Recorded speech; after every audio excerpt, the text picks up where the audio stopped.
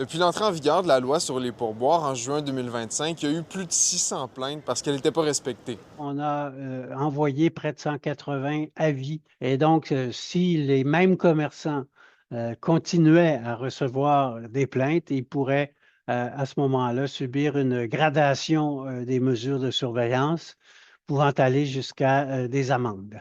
La majorité des plaintes ont été faites dans les premiers mois suivant l'entrée en vigueur de la loi. D'abord, les gens étaient plus à l'affût du changement, mais il y a aussi eu une période d'adaptation nécessaire pour les restaurateurs.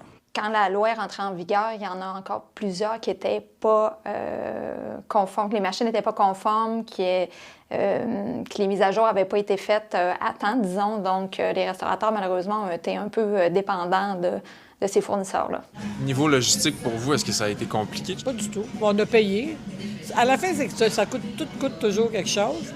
Mais après ça, c'est le terminal, on le donne aux clients, puis c'est tout. Hein? En fait, le changement était surtout pour les gens qui sont au service. Dans le fond, ça a fait une petite baisse des pourboires au début parce que c'est sûr que là, le montant était calculé sur la facture avant taxe.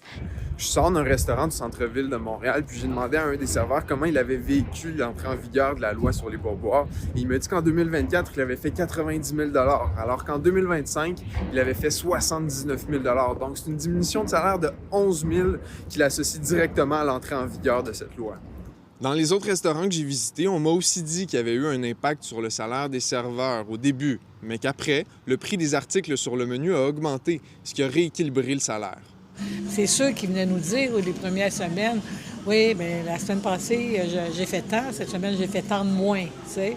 Mais ça s'est replacé, puis finalement, ça a passé.